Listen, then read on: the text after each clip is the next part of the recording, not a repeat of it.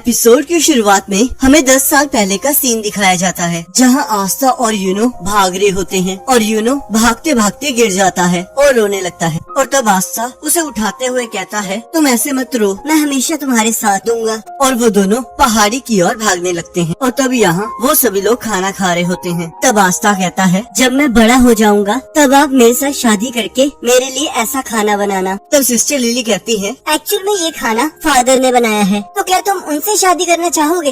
और तब आस्था उस बात से चिढ़ जाता है। तब यूनो से कहता है, ऐसा नहीं हो सकता, सिस्टर लिली किसी से शादी नहीं कर सकती। तब आस्था कहता है, पर मैं हार नहीं मानूंगा। और यहाँ सिस्टर लिली उन दोनों को पहले विजार्ड किंग की कहानी सुना रही होती है, जिसमें लिखा होता है कि कैसे फर्स्ट विजार्ड किंग ने एक डीमन को हराकर शांति स्थापित की। तब यहाँ अगले दिन आस्था सिस्टर लिली से विजार्ड किंग के बारे में पूछने लगता है। तब सिस्टर लिली उसे बताती है, विजार्ड किंग एक टाइटल है जो कि जनरेशन टू जनरेशन पास होता गया है। ये विजार्ड किंग की पावर ही है जिसकी वजह से क्लोवर किंगडम में शांति है, और वो किंग के बाद दूसरा सबसे इम्पोर्टेंट पर्सन है। तब आस्था कहता है, तो फिर तय हो गया, अगला विजार्ड किंग मैं बनूंगा। जिसे सुनकर सिस्टर लिली और यूनो दोनों हैरान हो जाते हैं। तब सिस्टर लिली के पूछने पर आस्था बताता है, क्योंकि विजार्ड किंग ने डीमन को हराया था, तो इसका मतलब वो जरूर बहुत ज्यादा स्ट्रॉन्ग और कूल होंगे। मैं बस बड़ा होके उनकी तरह बनना चाहता हूँ, और अगर मैं एक बार विजार्ड किंग बन गया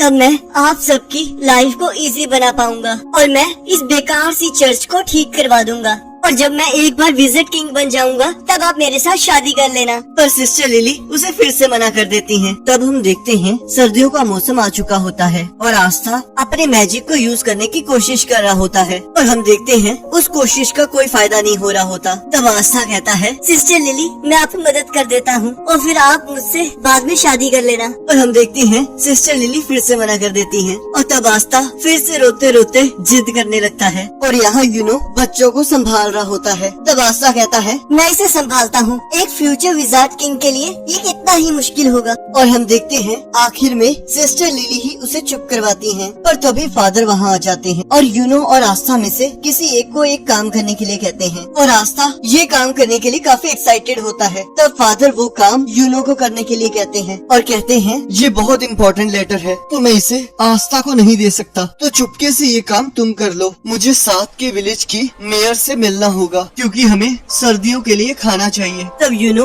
उस लेटर को लेकर वहाँ से चला जाता है। तब रेखा आस्था से कहती है, तो अगर तुम मैजिक नहीं यूज कर सकते तो कम से कम लकड़ियाँ ही काट दो, आखिरकार तुम कुछ तो काम आओ। जिससे आस्था चिढ़ जाता है। और यहाँ हम देखते हैं एक बार ऑनर एक पर्सन के पास पैसे ना होने की वजह से उसे बाहर निकाल देता है। पर तभी यूनो वहाँ से गुजरता है और उसके पेंडेंट को देखकर वो आदमी मुस्कुराने लगता है। हाँ, यूनो उस लेटर को सक्सेसफुली डिलीवर कर देता है। तब वो पर्सन यूनो को रोक लेता है और यहाँ सिस्टर लिली यूनो की फिक्र कर रही होती है। तब वो पर्सन यूनो को मारकर उसका पेंडेंट ले लेता है और यूनो रोते रोते अपना पेंडेंट वापस मांग रहा होता है और अपने मैजिक को यूज करने लगता है। तब वो पर्सन कहता है, अगर तुम इस बेकार से स्पेल से मेरे साथ लड़ोगे तो मारे जाओगे। और तभी हम देखते हैं आस्था आके उस आदमी के ऊपर कूद जाता है, पर वो आदमी उसे दूर फेंक देता है। पर आस्था फिर भी उस आदमी को नहीं छोड़ रहा होता और वो आदमी बार बार आस्था को मार रहा होता है। पर हम देखते हैं आस्था फिर भी हार नहीं मान रहा होता, जिससे तंग आकर वो आदमी उस पेंडेंट को वहीं फेंक कर वहाँ से चला जाता है और आस्था नीचे गिर जाता है और यूनो उससे माफी मांगने लगता है।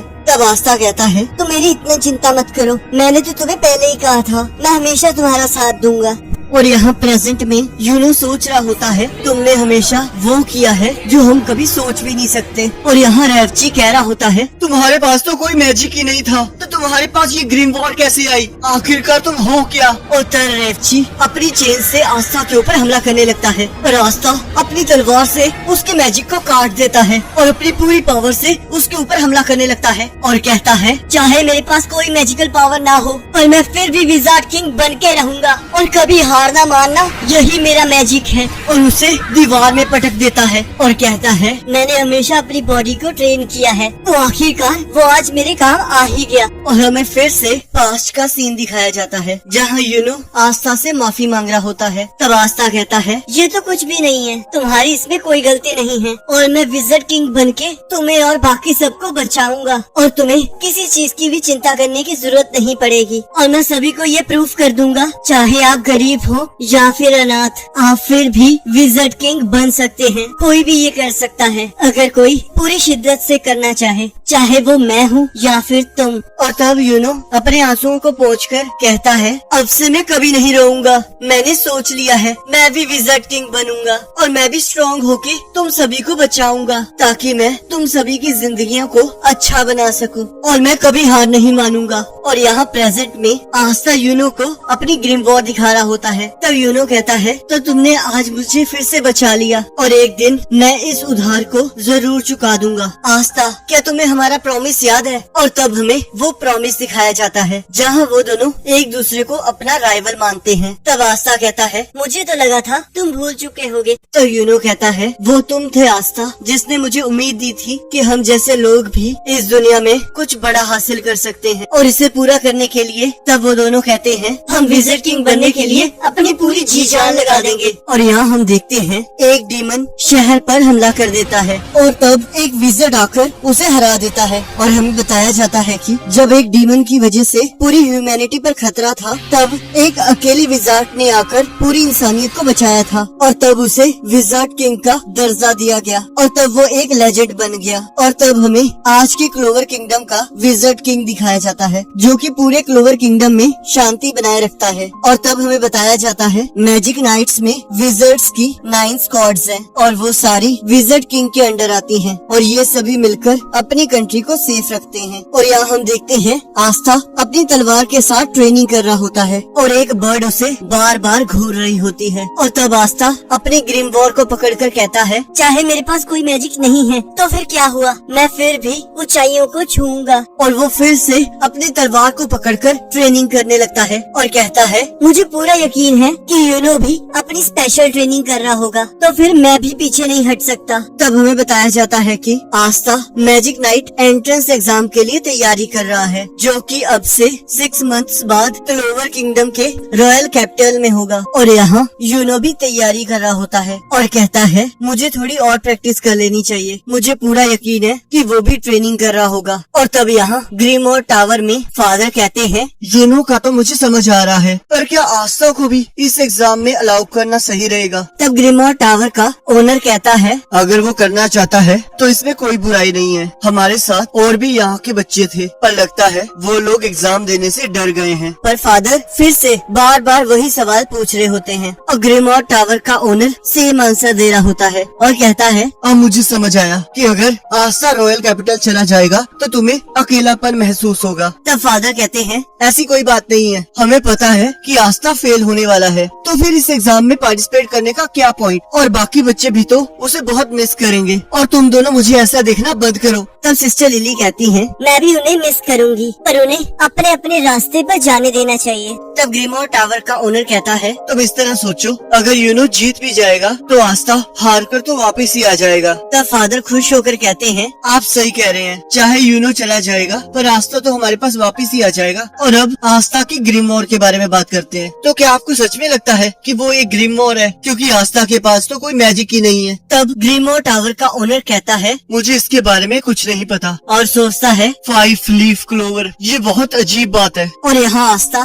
ट्रेनिंग करते हुए चर्च की तरफ जा रहा होता है और आस्था को देखकर यूनो भी भागना शुरू कर देता है। तब वो दोनों चर्च पहुँच जाते हैं। तब आस्था पूछता है, हम दोनों में से फर्स्ट कौन आया? तब डैश कहता है, यूनो तुमसे थोड़ा ज्यादा फास्ट था। तब आस्था कहता है, चलो देखते हैं चर्च के अंदर पहले कौन जाता है। तब यूनो आस्था को हवा में उड़ा देता है और कहता है मैं जीत गया। और यहाँ आस्था नींद में विजिट किंग बनने के सपने देख रहा होता है और अगले दिन आस्था ट्रेनिंग कर रहा होता है और नैश उससे मिलने आता है और आस्था पूछता है आखिरकार तुम यहाँ क्या कर रहे हो? तब नैश कहता है मैं बोर हो रहा था तो फिर मैं तुम्हारे जैसे बेवकूफ की ट्रेनिंग देखने आ गया। जिससे आस्था तंग हो जाता है। तब नैश पूछता है पर मुझे ये नहीं समझ आ रहा, जबकि तुम कोई मैजिक यूज ही नहीं कर सकते तो फिर तुम मैजिक नाइट एग्जाम क्यों दे रहे हो? तुम तो उसमें फेल ही हो जाओगे ना। तब आस्था कहता है पर ये अभी तक डिसाइड नहीं हुआ है। देखो अब मेरे पास ग्रिमोर आ चुकी है तो फिर मैं मैजिक नाइट्स में दाखिल हो सकता हूँ और एक दिन मैं विजिट किंग बन के रहूँगा।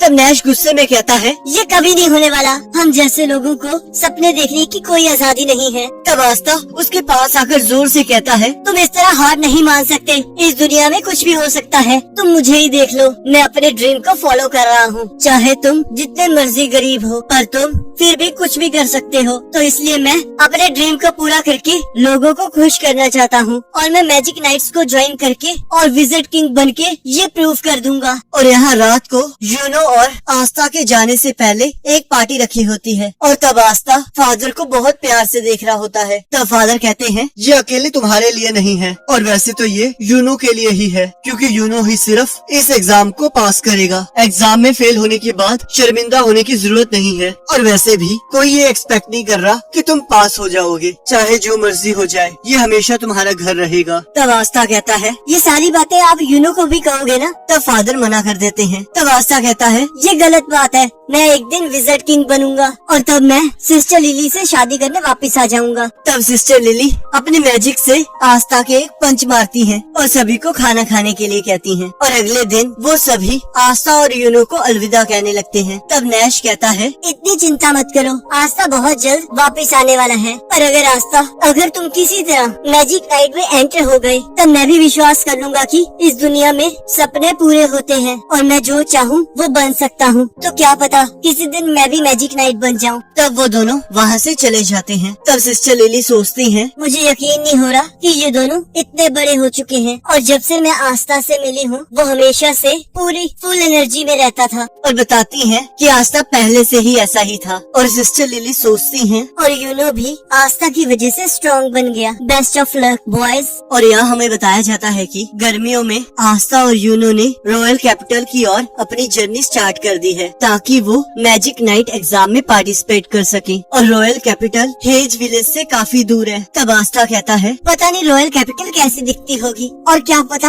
हम विजिट किंग से भी मिल पाएं। तब यूनो कहता है उन्हें मिलने से पहले हमें सबसे पहले मैजिक नाइट एग्जाम पास करना होगा। तब आस्था भागते हुए कहता है मुझे जल्दी पहुंचकर विजिट किंग बनना है। तब यूनो कहता है चाहे तुम जितनी मर्जी जल्दी वहाँ पहुँच जाओ पर इसका विजिट किंग बनने से कोई लेना देना नहीं है। और तब आस्था सपनों में विजिट किंग बनके सिस्टर लिली को साथ घुमाने ले जाता है और उस चीज की एक्टिंग कर रहा होता है। तब यूनो कहता है क्या तुम मैजिक के बिना उड़ भी सकते हो? तब आस्था कहता है मुझे पूरा यकीन है कि मैं अपनी ग्रिमोर की मदद से ये सब कुछ कर लूंगा। अगर आप हार नहीं मानोगे तो आप कुछ भी कर सकते हो। चलो जब तक हम रॉयल कैपिटल नहीं पहुंच जाते तब तक हम ट्रेनिंग करते हैं। और तब वो दोनों भागते भागते थक जाते हैं पर आस्था हार नहीं मान रहा होता पर यूनो उसे रोक देता है। और तब वो दोनों आराम से अपनी मंजिल की ओर बढ़ने लगते हैं और रास्ते में आने वाली सारी मुश्किलों का मिलजुल कर सामना करने लगते हैं। और तब हमें बताया जाता है बहुत लंबी जर्नी के बाद आस्था और यूनो